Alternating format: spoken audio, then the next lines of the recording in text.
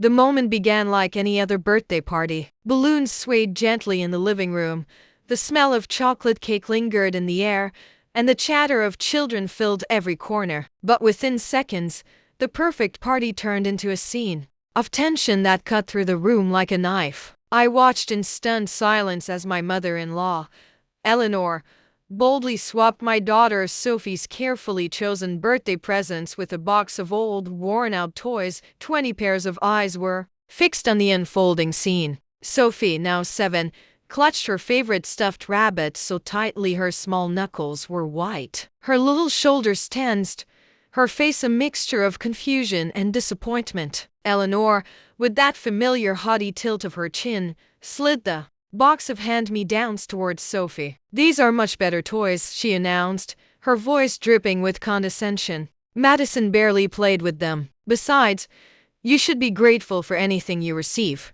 Grateful. The word made my blood boil. Madison, Eleanor's precious granddaughter from her daughter Amanda, smirked smugly from the couch. At 9 years old, she had already mastered her grandmother's sneering superiority, and she seemed to delight in Sophie's discomfort. "Thank you, Eleanor," I said, my tone steady, almost surprising even myself. "How thoughtful of you to bring these." I caught David's eye across the room, silently pleading for some support. But he looked away immediately, his posture stiff with discomfort. Typical. He never stood up to his mother, not even when she pulled stunts like this.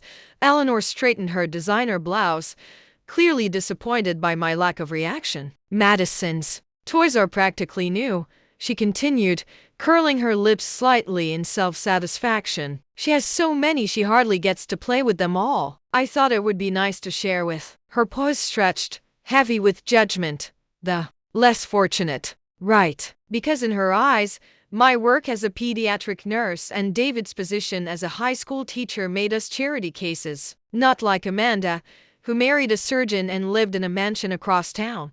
"Mommy," Sophie whispered, tugging at my sleeve, "where are my other presents?" Her eyes darted to the corner where I had carefully arranged the gifts she had actually been hoping for, the art set she had been begging for, the new chapter books she couldn't wait to read, and the science kit that matched her growing curiosity about the world. "Don't worry, sweetheart," I said, pulling her close. "We'll sort everything out."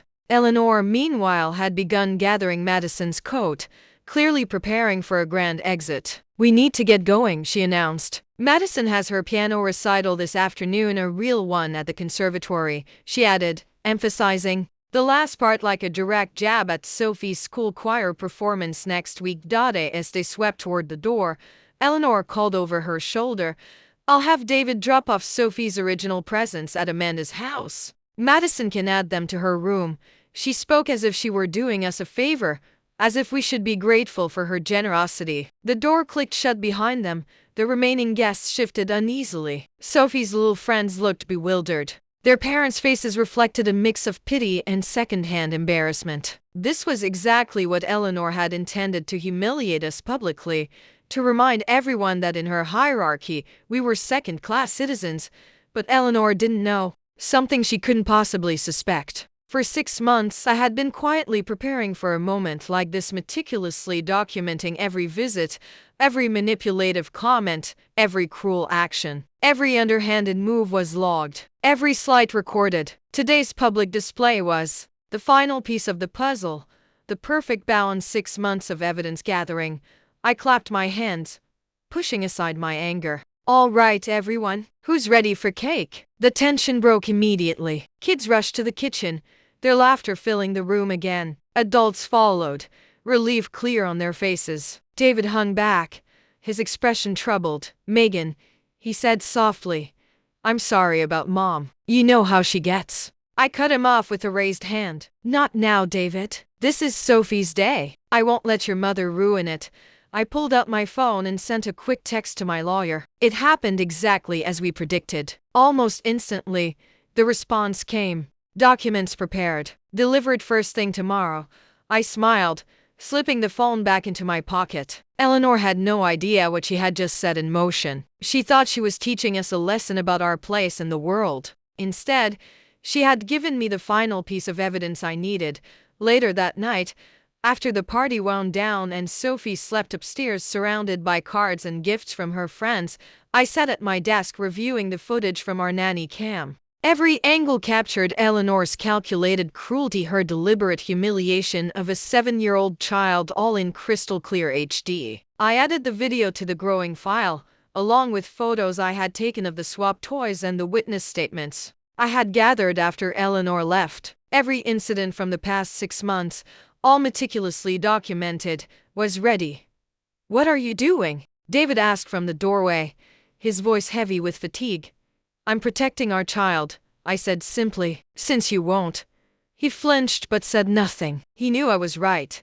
"Tomorrow's going to be interesting," I added, closing my laptop. "What does that mean?" he asked, worry creeping into his voice. I stood, gathering the files. "It means your mother finally went too far. And unlike you, I'm not afraid to stand up to her." That night, as I got ready for bed, I couldn't help but smile, thinking about the certified letter that would arrive at Eleanor's house in the morning. She thought herself untouchable, that her wealth and status would protect her from consequences. She was about to learn otherwise. Sophie deserved better than to grow up feeling less than. If her father wouldn't protect her from Eleanor's toxic behavior, I would. Sometimes the best revenge isn't immediate or dramatic, it's careful, calculated, and entirely by the book. Tomorrow, Eleanor would learn exactly what kind of mistake she had made in underestimating me. The next morning, just as planned, Eleanor's shrill voice pierced through my speaker at exactly 9:47 a.m. "How dare you?" she screeched. Cease and desist threats, legal action, everything I expected. I calmly sipped my coffee, picturing her face as she read through the extensive documentation my lawyer had compiled. "It's not a stunt, Eleanor," I said evenly. "It's consequences." "Consequences?" She practically spat the word. "For what?" "Being a caring grandmother, trying to teach that spoiled child some humility?" "No," I replied calmly. "For years of documented psychological abuse, deliberate sabotage of a minor's emotional well-being, and most recently theft of personal property." Her voice rose another octave. "Those presents were garbage compared to what I offered. They weren't yours to take." "We have 20 witnesses," I said, "plus video evidence of you explicitly stating your intention to give them to Madison." There was a pause. Then Eleanor's voice shifted to that syrupy, manipulative tone she always used. "Darling, let's not be hasty. Perhaps I was a bit overzealous yesterday. We can sort this out within the family. No need for lawyers." "Actually, there is," I said, pulling up the folder labeled Eleanor's Greatest Hits. "Would you like me to remind you of the Christmas incident when you told everyone Sophie's presents were donated because she'd been ungrateful only for them to appear under Madison's tree? Or last Easter, when you deliberately excluded her from family photos, telling her she didn't match the aesthetic?" "You're twisting everything," Eleanor protested. David stepped into the kitchen quietly. His face was pale as he listened to his mother on speakerphone. "Mom," he said softly, "I've seen the evidence, all of it. Videos, photos, witness statements. This has to stop. I'm taking my daughter's side." His voice grew stronger, firmer. Finally, I felt a surge of pride. Maybe there was hope for him yet. "The terms are simple," I continued, professional and calm. "You will return every gift you took yesterday. You will cease all attempts to belittle, exclude, or emotionally manipulate Sophie. You will treat her with the same respect you show Madison, or you will not be permitted to see her at all.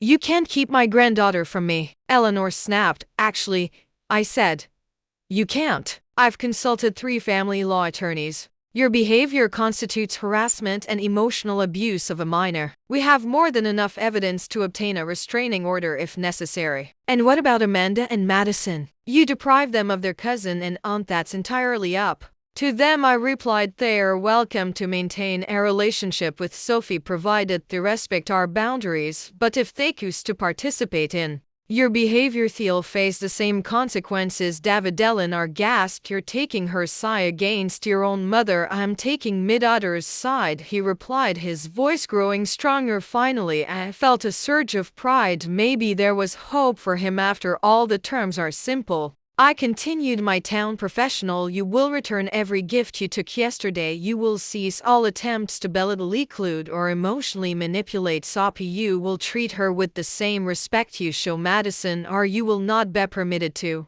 see her at all. You can't keep my granddaughter from me, Eleanor snapped. I have rights. Actually, you don't, he corrected her. I've consulted with 3 family law attorneys. Your behavior consists harassment and emotional abuse of a minor. We have more than enough evidence to obtain a restraining order if necessary. And what about Em and Don? Madison, you deprive them of their cousin and aunt. That's entirely up to them, I replied. They're welcome to maintain a relationship with Sophie provided they respect our boundaries. But if they choose to participate in your behavior, they'll face the same consequences. Eleanor's breathing was heavy on the other end of the line. I could practically hear her mind racing, trying to find a way to regain control of the situation. I'll fight this, she threatened. I'll tell everyone what an ungrateful, manipulative daughter-in-law you are. Go ahead, I said calmly. I'm Surrey's country club would love to see the video of you stealing presents from a 7-year-old. I bet your church group would be fascinated by the recording of you telling Sophie she doesn't deserve to be in the family photos. Should I start sending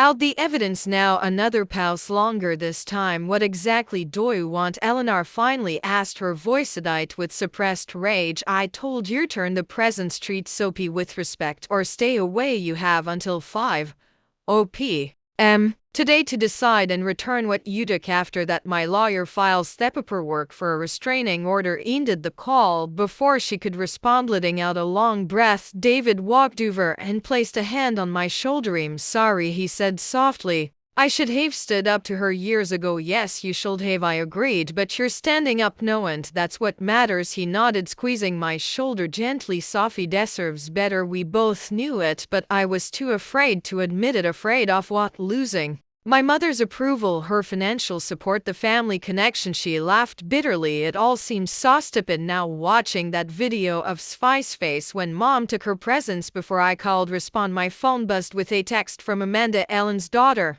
Moonshaving a meltdown, says you're trying to destroy the family. What's really going on? I forwarded her the video from yesterday's party along with a few choice clips from previous incidents. This is what's going on. Your mother's behavior stops now, or she loses access to Sophie. Your choice, whether you want to be part of the problem or part of the solution. The typing bubbles appeared and disappeared several times before Emin definitely replied. I had no idea it was his, but I'll talk to mom. The presents will be returned today. I showed the message to David, who let out a relieved sigh. Maybe there's hope for this family after all. Maybe, I agreed, but from now on we protect Sophie first. No more letting things slide for the sake of family harmony. He nodded firmly. No more. Upstairs I could hear Sophie starting to whack up, her small feet padding across the floor. Despite everything, she was still just a bright, loving 7-year-old who deserved to feel secure and valued in her own family island. Her had until 5